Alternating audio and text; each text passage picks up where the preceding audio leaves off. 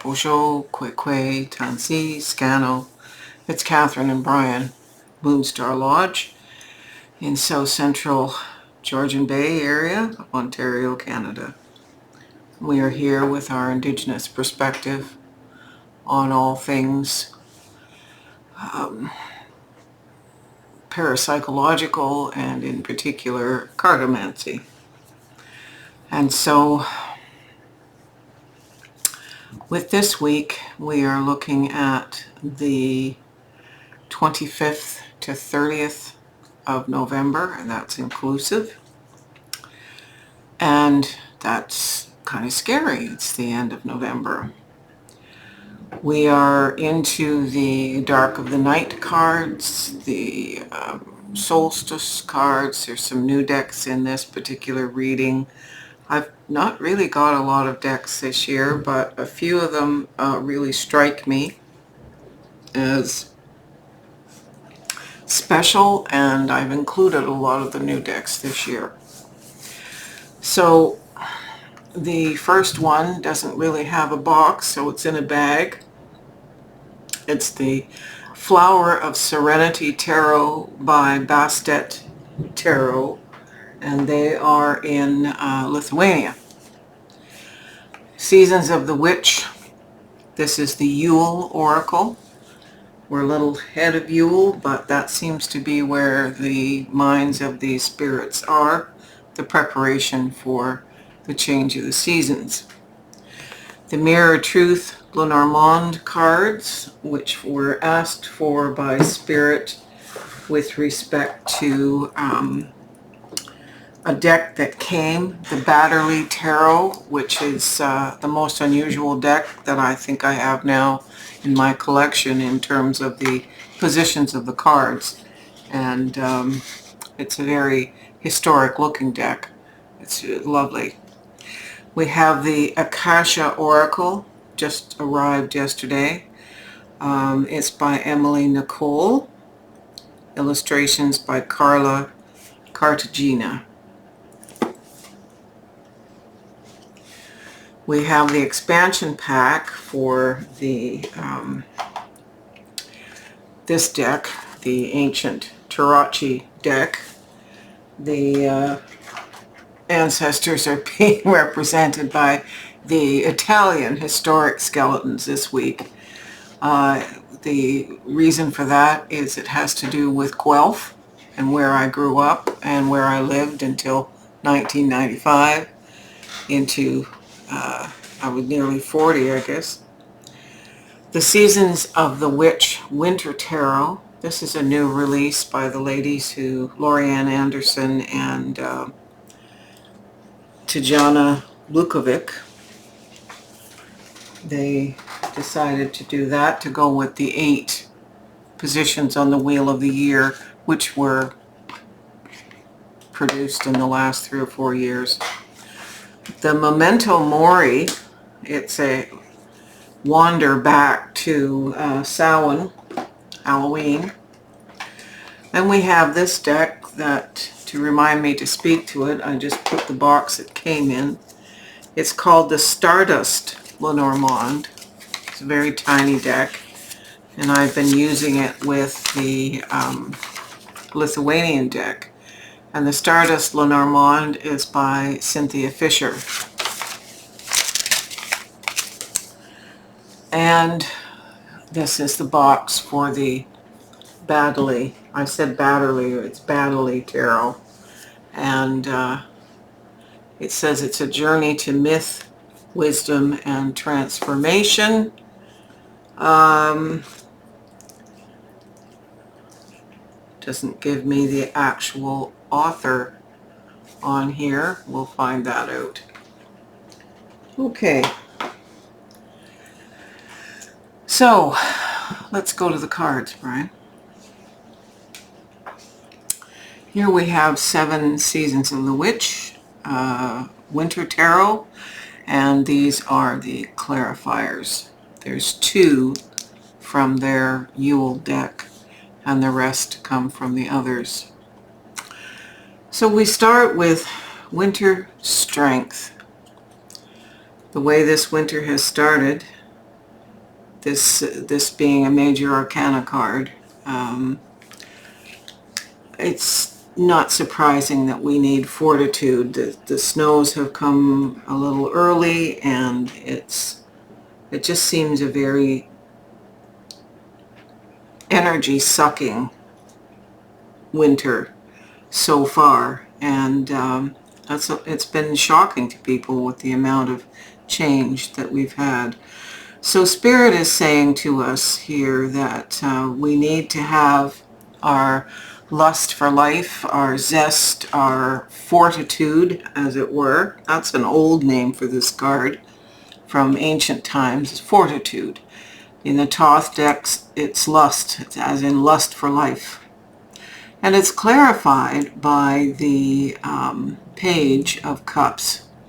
So we are to find love, joy, artistic expression as if we were young and new and experiencing this as a young adult for the first time. This is a joyful expression, a newness, an emotional awakening. There is intuition, the blossoming of intuition. Doesn't matter how old we are, we can always change things up. They don't have to be the way they were, especially as it relates to winter and the holiday seasons, which are part of the winter celebration, no matter what those celebrations include. Whether it's Christmas, whether it's Hanukkah, whether it's just solstice in and of itself. So it's interesting because we have a new moon 2 days before winter solstice, and that's the beginning of our calendar year when we have talks with relations. So it says to me that this coming year of 2026 is going to have a 13th moon cycle. And as I've said in the last video, we don't have a 13th moon cycle of becomes her vision. What one can do is take the time from the full moon in December, and that's on the, I get that, December 4th. So the full moon from December 4th until the new moon on the 19th gives us a chance to celebrate both becomes her vision and the current grandmother, which is gives praise. The second card is the Three of Winter Pentacles, which is always the joy of building our celebrations with others. This is a very busy time. Obviously, it's a very busy time in our heads, but this is about working collectively with others to prepare for solstice and whatever other celebrations we are having. It's clarified by the Seven of Coins, and obviously that's, we are experienced here with what we're doing. These are both pentacles or coins cards. We're experienced, we're doing what we need to do. It's old hat. We're gaining much. We are no longer, shall we say, mentees at how we do the seasons. We're old hats and always evolving. Christmas changes from years to years. People pass, people come into our lives, babies are born. Lots of things change. We get married, we get divorced, whatever. We are old hands at how to do the season when it comes to change, because we're working collectively and we have the support of others. It's always a reminder too that even if we're single and live by ourselves, we don't have to do this alone. We can, in a new way, choose who we celebrate the season with. The Ten of Winter Swords. The Ten of Swords is an ending. Something is dead and gone, and we have to let it go. Whether that's a tradition, whether these are feelings, whether it's a person, whether it's the whole concept of how our life is evolving. This is about new births and new beginnings this time of year. And so we have to let something go that we've been holding on to, recognizing that there is light in the horizon and there's always new beginnings. We don't have to hold it. What will help us let go is crone energy. I need to pick this up to read it. It says, "Thy wisdom befriends the honor in which weaves within blood, a harrowing call from the depths of your sacredness." It's the honor call of the ancestors and their wisdom helping us to get through and to let go something which no longer serves. And this, swords are mental anguish, stress, trauma. We can let that go if that's how the holidays present themselves to us. The winter wheel sits right dead center in this reading. This is the Wheel of Fortune. And so we have our second major arcana card. And from the looks of it, our only two major arcana cards. So seasons come and seasons go, and we have times of plenty and times of peace, and then times of distress and times of being down. Things aren't working well. However, the clarifier from Spirit here is the Heart card. Like the crone, there is great love in the ancestry behind us, and we are to see that.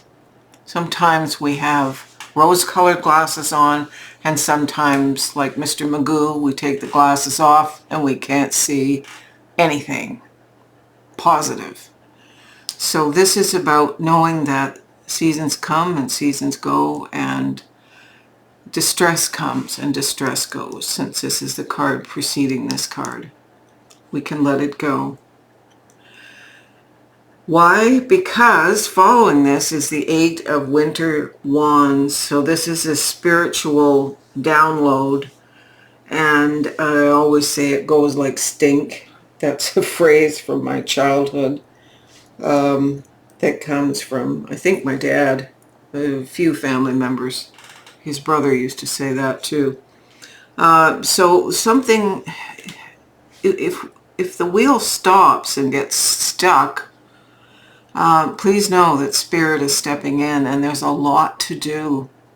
How do we get out of stuckness and expand is through candle magic.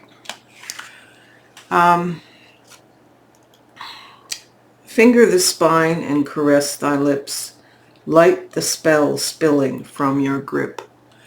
So candle magic is about looking to the light created by the candles and speaking what your truth is. It's like making New Year's resolutions, only they're of a spiritual and rather than earthly things. So think ahead in this week to what it is that you want to create, to co-create with your life, and how you don't want to get stuck and what you need to let go of.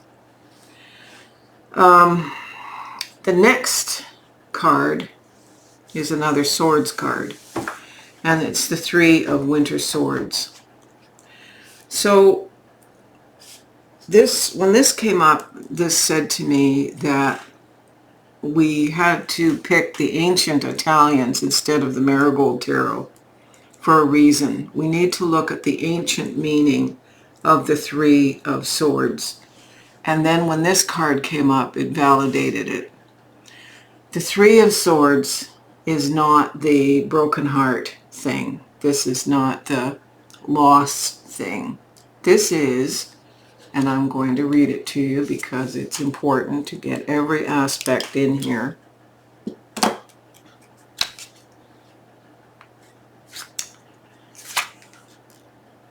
This is when I would like there to be some elevator music playing while I find the right page.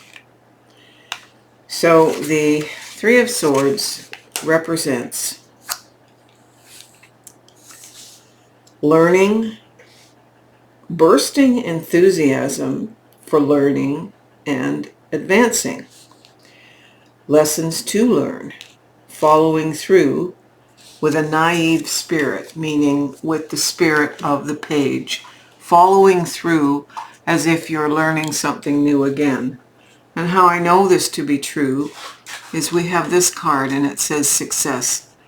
This fellow here is putting his potions together and he's working away, and he's using white camellia, the plant of success. This is a karma card. So it's our karmic foundation here to find success in our learning and our adventures over the holidays. I think that's delightful. So we let go of the misinterpretation, if you will, by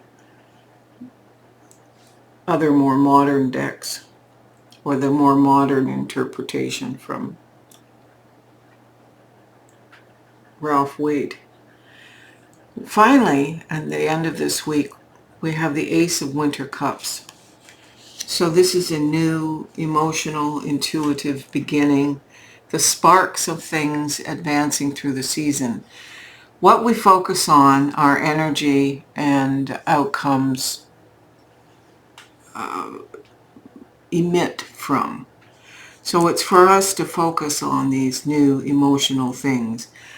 Maybe, if the holiday seasons are kind of awful for us historically, the Spirit is asking us to co-create with our candle magic and our ancestral input new ways of seeing the success of the season.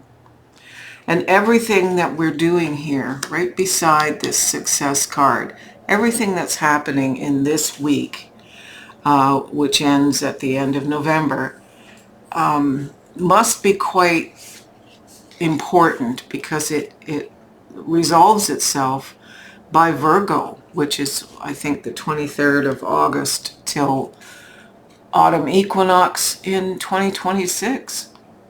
So this is a full, it's like a birth. And that's wonderful. That's huge.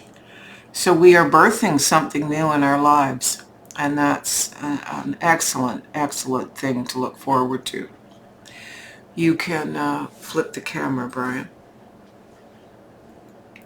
So here we have it. It's that time, and it's an excellent, excellent reading for this time of year, which can seem depressing, and especially if we have negative feelings about the holidays or are alone. But it's up to us to make it a good holiday, and I have a feeling it will.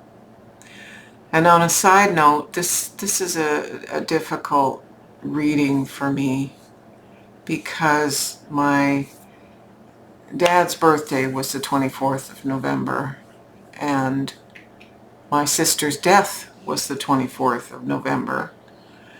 On the death certificate it says the 25th because that's when her body landed in the hospital, but she actually told me she passed just before the midnight.